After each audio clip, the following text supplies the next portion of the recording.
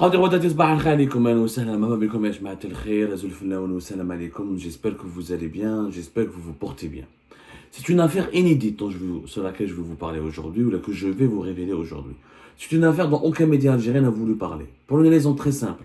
C'est la première affaire, je dis bien la première affaire, où le régime algérien a reculé depuis le début de la répression massive du Hirak en 2020 et 2021. C'est la première affaire où la population algérienne a fait plier le régime, ou khoufet le régime. Le régime algérien a eu très très peur dans cette affaire. Il devait mettre en prison quelqu'un, un artiste engagé, qui a fait une chanson, c'est un rappeur, Annaba Gasmatbeh. Et je salue la population de Annaba. Annaba ya Baba, Annaba nous a donné une leçon de courage. Annaba nous a donné une leçon d'engagement. Annaba nous a donné une leçon de patriotisme, de solidarité. Il faut s'inspirer de ce qui s'est passé pendant cette semaine à Annaba. Il faut saluer les gens de Annaba. Tahia Annaba, vive Annaba. Qu'est-ce qui s'est passé? Il y a un jeune rappeur qui s'appelle Dak. Son vrai nom c'est Ahmed Jnadi. Il est âgé de 28 ans. C'est un jeune rappeur qui n'est pas connu en Algérie, mais il est très connu à Annaba. C'est un fils de Annaba. Il fait beaucoup de chansons et les jeunes de Annaba, notamment de l'Est du pays, l'écoutent beaucoup. Il est un peu connu à Alger en Oran, mais beaucoup moins connu, car il est beaucoup plus connu à Annaba et que les environs de l'Est algérien que dans les autres régions du pays. Dakada, c'est un rappeur extrêmement engagé, très courageux. Il a des chansons vraiment engagées. Il a fait deux chansons, Saut Chab 1, Saut Chab 2. Saut Chab 2, qui a cartonné sur les réseaux sociaux. Ça fait 3 semaines qu'elle a été éditée. Vous voyez, Saut Chab 2, il faut l'écouter. Je ne vais pas vous la faire écouter, mais allez-y, écoutez-la sur sa chaîne officielle, YouTube officielle, Dak, mais vraiment, je crois que c'est la chanson de rap la plus engagée depuis le début de 2019, depuis le début de la crise politique en 2019. Il a tout déballé. Il a parlé d'Afel Jamal Ben Smaïn. Il a fait une lettre à Abdelmajid Tebboune dans laquelle il dénonce tout. Il dit que l'Afel Jamal Ben Smaïn, on n'a pas cru à vos conneries, qui a brûlé ce jeune. Il parle des enfants des généraux, il parle des généraux, il parle de la Hogra. Il parle du désespoir de la population algérienne, de la détresse, de la situation économique, de la perte de nos libertés publiques et individuelles. C'est un véritable cri de cœur. Saut Chab, il a résumé tout ce que le peuple algérien est en train de penser, de sentir et de dire. Lui, il a résumé en une seule vidéo, qui a cartonné. Il s'avère que juste après sa diffusion de cette vidéo sur YouTube, il a été directement arrêté par les services de sécurité. Le contraire aurait été étonnant, vous allez me dire. Dak Habson, ils l'ont arrêté. Ils l'ont arrêté le jeudi 26 septembre dernier. Parce que sa chanson était vraiment engagée. Faut dire la vérité, il y a même quelques mots vulgaires, entre vulgaires du point de vue, ça peut effaroucher certaines âmes vierges. Mais pour les jeunes Algériens, il a repris le vocabulaire, il a utilisé le vocabulaire des jeunes Algériens pour dénoncer les injustices, la corruption, la hogra, les privations des libertés publiques et individuelles, les légitimités du pouvoir. Il a dit ce que le Hirak, ce que le peuple du Hirak, ce que revendiquait, pensait et ressentait depuis 2019. Il faut l'écouter cette chanson, à tout prix il faut l'écouter. Franchement, il faut l'écouter à tout prix. C'est un brillant rappeur, il a un grand avenir si on le laisse travailler, Mskin. Arrêté le jeudi 26 septembre dernier. Il a été placé en garde à vue pendant une semaine. Une semaine, ils n'ont pas pu le présenter à la justice. Pourquoi? Parce qu'il y a eu une énorme mobilisation via Annaba. Son arrestation a provoqué un raz-de-marée de commentaires sur les réseaux sociaux, sur TikTok, sur Facebook et sur YouTube. Tout le monde s'est mobilisé. Les jeunes de Annaba, les chômeurs, le harak, le vendeur, le commerçant, le garçon de café, le fonctionnaire, le travailleur, tout le monde, surtout les jeunes. Ceux qui aiment le football, ceux qui n'aiment pas le football, les filles, les garçons, les étudiants, les lycéens, ils se sont tous mobilisés sur les réseaux sociaux. Pourquoi vous l'avez arrêté? Mais il a fait que chanter une chanson. C'est un artiste, il chante. Balak, sa chanson, elle est engagée, elle est extrêmement violente à l'égard du régime, mais c'est de l'art. C'est de l'art. Il a exprimé par des mots, il parle de la musique, ce que le peuple ressent, ce que le peuple pense. Pendant une semaine, on en garde à vue. Des tags dans les rues de Annaba, des tags, Free Dak. Pour Ma'rouf Ahmed Jnadi, mais je pense Ahmed Jnadi, il est connu sous le nom de Dak, son nom d'artiste. Free Dak partout dans les rues de Annaba. Mobilisation des réseaux sociaux. Que j'ai vu, il m'a envoyé la vidéo. Les médages vidéo, celui qui n'a jamais eu l'opportunité ou l'occasion, qui n'a jamais voulu s'afficher sur les réseaux sociaux, s'est affiché. Des dizaines de milliers de vidéos, des tweets, des TikTok, les réseaux sociaux, Instagram ont été retournés. surtout sur TikTok, Facebook. Surtout sur TikTok et Facebook, les pages de Annaba, les supporters, les chômeurs, se sont tous mobilisés parce qu'ils ont été touchés par ce qui lui est arrivé. Parce que cette chanson les a vraiment touchés. D'ailleurs, lors de son arrestation, la chanson aujourd'hui, elle fait presque 2 millions de vues. Saut Chab 2, c'est presque 2 millions de vues. Elle est à 1 800 000. Mais il a aujourd'hui plus de 1 million d'abonnés, alors qu'il était même pas 500. C'est-à-dire qu'ils lui ont fait de la publicité, le régime algérien. Derolo publicité, car là aujourd'hui, sa chaîne YouTube elle a explosé, ses chansons ont explosé. Les Massam Oujber, avant il était connu qu'à Annaba. À cause de cette arrestation et grâce à cette mobilisation citoyenne, il s'est fait connaître ensuite dans toutes les régions du pays. Donc ils ont commencé à tous à le suivre et à le partager ses chansons. Alger, à Oran, c'est devenu une affaire nationale par la suite. Même les Algérois, les Oraniens, les Constantinois, les Kabé, Jmaat Sahara, ils ont tous dénoncé son arrestation. Parce qu'il a dit des choses. Il a dit des choses violentes. C'était violent sa chanson. J'ai pas envie d'être à la place du régime algérien, j'ai pas envie d'être à la place de Tebboune. Mais il a parlé avec ses tripes. Face à cette mobilisation, qui chef les tags dans les rues, les réseaux sociaux mobilisés, bon, la police algérienne, encore une fois, c'est un exemple. La population de Annaba nous a donné un exemple extrêmement éloquent et significatif. Pourquoi? Les services de sécurité, ils peuvent arrêter DAC, 1, 2, 3, 4 personnes avec lui. Ils ne peuvent pas arrêter des milliers d'internautes. Quand il y a des milliers de personnes qui s'expriment sur TikTok, des milliers de personnes qui s'expriment sur Facebook, quand il y a des tags dans les rues, personne ne peut, la police ne peut pas arrêter. Il faut leur une prison, il faut une nouvelle prison. Donc, les services de sécurité ont compris. Ils ont alerté les juges. Et attention, l'affaire elle est sensible. Lors de sa présentation hier, le 3 septembre, au tribunal de Annaba, quand il a été présenté, des dizaines de personnes sont venues se solidariser avec DAC devant le tribunal. Alors, devant le tribunal. Je dis bien devant le tribunal. Donc, les services de sécurité ont été impressionnés. On n'a jamais eu on n'a jamais eu cette mobilisation avant pour les autres détenus d'opinion. Pour les autres affaires politiques. Des fois, مساكن يروحوا sa famille, يروحوا certaines connaissances, t'as les personnes, t'as les détenus. Mais jamais on a vu, comme cette fois-ci dans l'affaire de DAC, on n'a jamais eu une telle mobilisation spontanée. Vraiment, ce qui démontre que les Algériens, d'abord, ils en ont eu marre. Quand ils ont vu les juges autour de mobilisation, contrôle judiciaire, a été placé sous contrôle judiciaire, ils l'ont accusé d'apologie du terrorisme, apologie du terrorisme. Donc c'est la première fois que les autorités algériennes accusent quelqu'un, l'inculpent d'apologie du terrorisme, ils ne le mettent pas en prison. Ou le trafic d'armes, deuxième affaire. Pourquoi? Parce que les policiers, apparemment, quand ils ont fait leur enquête, ils ont fouillé ses réseaux sociaux. Ils ont trouvé dans une discussion sur Messenger, Facebook Messenger,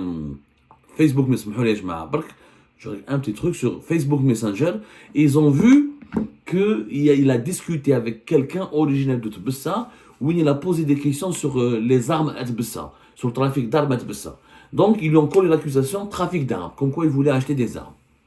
Bon, c'est une discussion sur Facebook. Moi je ne connais pas DAC, je connais Mohamed Jnadi, je ne suis pas son avocat. Mais je ne vois pas pourquoi un rappeur qui a la chanson, son arme la plus fatale, la plus puissante, c'est la chanson, c'est le texte de ses chansons, je ne vois pas pourquoi il va aller acheter des armes. Mais bon, peut-être que c'est par curiosité, mais en tout cas, sur la base de discussion sur Facebook, ils l'ont inculpé de trafic d'armes. Trafic d'armes et apologie du terrorisme, 1 semaine de garde à vue. Selon mes informations, c'était au commissariat de Sidi Achour fi Annaba. Ensuite, devant les juges, grâce à cette mobilisation, les juges et les autorités locales ont ressenti l'indignation, la puissance de l'indignation des jeunes de Annaba. Ils ont eu peur que ça dérape. Moi, je pense franchement, je vous assure, peut-être qu'on aurait eu des émeutes. Parce qu'ils étaient vraiment... La pression, sentait, j'ai parlé avec des sources locales, ils ont senti un véritable climat de tendu, un véritable climat de tension. Les jeunes de Annaba ne voulaient surtout pas voir DAC en prison. Ça aurait pu déraper. Les autorités algériennes, ils ont eu peur. Elles ont eu peur, ils ont reculé, ils ne l'ont pas mis en prison alors qu'il était initialement prévu qu'il soit en prison. Ils l'ont relâché. Ils l'ont relâché sous contrôle judiciaire. Bon, ça reste une mesure restrictive. Son inculpation reste quand même abusive. On ne peut pas être accusé d'apologie du terrorisme pour une simple chanson quand on est rappeur. Mais là, c'est grave. Maintenant, tous les rappeurs américains, si on applique la logique de la justice algérienne, tous les rappeurs français ou américains seraient tous classés comme Al-Qaïda ou la Daesh. Et ça reste que très sévère ce qu'on lui a subi, ce qu'on a fait subir. Passer une semaine à 28 ans, une semaine de garde à vue dans les locaux d'un commissariat juste pour une chanson de rap, c'est quand même dur. Mais le personnage, il paraît vraiment très engagé. Dakada, Ahmed Jnadi, il est vraiment assez engagé, etc. Et ça paraît, il a du caractère. Donc je crois qu'il a pu traverser cette épreuve. Mais ce que nous démontre l'expérience, cette expérience à Annaba, c'est quand la mobilisation, quand la population est fortement mobilisée, ben les autorités plient, elles cèdent. Parce qu'on ne peut pas mettre tout le monde en prison. Et c'est ça l'histoire de la véritable leçon de l'histoire du rappeur Dak, Ahmed Jnadi alias Dak. C'est que quand on est des milliers de personnes à partager, à s'exprimer, à dénoncer, à se solidariser, ça marche. Ça marche. Mais c'est logique. Les autres détenus, pourquoi c'était très facile de les mettre en prison? Parce qu'ils n'avaient pas beaucoup de monde avec eux. C'est tout. Parce qu'ils n'avaient pas beaucoup de monde avec eux. Parce que ce sont des gens qui ont été soutenus uniquement par un cercle restreint ou là par leur membre de famille. Une dizaine de personnes. Une dizaine de personnes, ça ne fait pas peur au régime. Ils vont un camion, ils vont les ramasser en même pas 5 minutes. Mais quand il s'agit de toute une population, d'une ville de plus de 300 000 habitants, parce qu'Annaba quand même, avec sa banlieue, c'est plus de 300 000 habitants, si ce n'est pas plus, et je mets à tel khir Annaba, c'est pas mes je crois que c'est presque même 400 000 habitants, je crois. Voilà. La population d'Annaba, c'est la ville où Hadha Bark, c'est plus de 350 000 jusqu'à 400 000 habitants. Mais avec les environs de Annaba, etc., on est pratiquement à 500 000 habitants. Donc, quand une population d'une ville, et avec ses agglomérations de plus de 500 000 habitants, quand ça bouge, quand ça bouillonne, quand les juges et les services de sécurité ressentent une véritable colère populaire et voient le risque d'une explosion de la colère populaire, et bien là, elles cèdent des autorités. Ils ont choisi, ils ont opté pour une méthode tout simplement un juste milieu, c'est-à-dire pas de prison, on ne le relâche pas, on ne va pas le relaxer, on le met sous contrôle judiciaire pour le contrôler, mais en tout cas, il n'est pas en prison. Et ça, c'est une victoire de la population. C'est une victoire pour la mobilisation citoyenne. C'est une victoire pour la liberté d'expression. C'est une victoire pour les artistes algériens. D'autant plus que, grâce à Dak, c'est que les autorités n'ont pas... Parce qu'il y a eu d'autres rapports qui lui ont emboîté le pas. L'arrestation de Dak, moi je pensais, les autorités algériennes certainement ont pensé cela, moi je pensais que ça va faire peur à tous les autres rappeurs, que la chanson sera supprimée de son compte YouTube, etc. Pas du tout. Tout le monde a repris la chanson partout. En plus, il y a eu d'autres jeunes rappeurs qui ont repris, qui ont fait qui ont remixé la chanson initiale. Et qui ont fait d'autres tubes, qui ont fait d'autres chansons. Et ça a été propagé partout. Ça a été propagé partout, notamment sur TikTok, Facebook. Un peu moins aussi, un peu sur YouTube, et sur YouTube aussi. C'était les 3 plateformes. Et sur les rues, et dans les rues, parce que dans les cafétérias, tout le monde en parle. À Annaba, ça s'est fortement mobilisé. Quand je vois des dizaines de personnes se sont mobilisées devant le tribunal, ou sont parties mobilisées, assister au procès, et montrer que la population, elle est là, qu'on est là. C'est des gens que, c'est des simples fans, des abonnés, des personnes qui ont voulu, des citoyens, des citoyennes, issus de tous les horizons, surtout des jeunes de la ville de Annaba, qui ont voulu être à côté de Dak, qui n'ont pas voulu le laisser tomber. Franchement, une démonstration de solidarité exceptionnelle et un pressing qui a été très efficace sur les autorités algériennes. Et c'est un cas qui démontre que si à chaque fois il y a une arrestation politique, si à chaque fois la population se mobilise de la sorte, et si à chaque fois la population se montre intransigeante, et quand on est tous ensemble unis, la peur, elle est vaincue. Parce qu'ils peuvent m'arrêter moi, ils peuvent arrêter l'autre, mais ils ne peuvent pas arrêter des milliers de personnes. Il n'y a aucun commissariat en Algérie, même si on mobilise tous les commissariats, il faudra vider toutes les cellules pour arrêter des milliers de personnes. Ce ne sera pas possible, parce que ça va exploser. Et en plus, cette affaire de Dak, c'est qu'il y a une véritable colère populaire. Rappelez-vous de ce que j'ai dit sur en septembre, fin septembre, le récent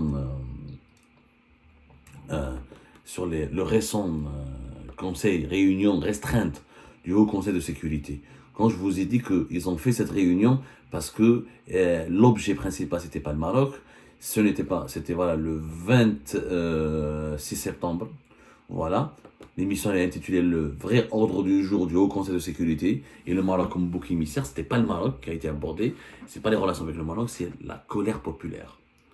C'était la colère populaire. Le 26 septembre dernier, il n'y avait que des militaires et le patron de la DGSN. C'est une réunion, aucun membre du gouvernement n'a été présent. Il y a eu des rapports extrêmement accablants sur la colère populaire. Et remarquez, aujourd'hui, il y a une libération de la parole. Allez voir sur le sujet de l'inflation, allez voir sur le sujet de l'euro, la flambée de l'euro, allez voir sur le sujet de la suspension des immatriculations des véhicules de moins de 3 ans, sur le chômage. La parole s'est libérée. Les gens commencent à critiquer, à s'exprimer sur les réseaux sociaux. Ils font des vidéos, ils parlent dans les rues, ils parlent dans les cafétérias. Les gens, les Algériens et les Algériennes commencent à vraiment vouloir changer les choses. Ils en ont marre de se taire, ils en ont marre de fermer leur gueule. Ils en ont marre qu'il y ait des arrestations abusives s'effectuent contre toutes les personnes qui essaient de dire des vérités à ce régime qui ne veut rien entendre, qui ne veut pas se remettre en cause et qui ne veut pas changer de politique. Les Algériens et les Algériens se mobilisent de plus en plus, mais fortement. Le régime doit écouter cette colère. L'affaire Dac, elle doit servir d'exemple. Il faut absolument que le régime écoute cette colère, améliore les conditions de vie de la population. Et l'amélioration des conditions de vie passe par une gestion rationnelle, raisonnable des libertés publiques et individuelles. Mais respecter la liberté de parole, respecter la liberté d'expression. Libérer les détenus politiques. La situation est tendue. Maintenant, à la fin de l'année, la colère va s'aggraver parce que la mauvaise gestion, notamment économique et politique du pays, elle est grave. Des élections truquées, une mascarade électorale, un président qui a un grand déficit de légitimité, un bilan catastrophique du premier mandat, situation économique très très désastreuse, surtout pour la population. La situation économique, elle est bien, elle est favorable pour les indicateurs du pays, pas de dette extérieure, des réserves de change, pour les fonctionnaires et les dirigeants du régime. Mais pour la population, elle est désastreuse. Inflation toujours à 2 chiffres, des pénuries toujours, chômage toujours qui explose, la monnaie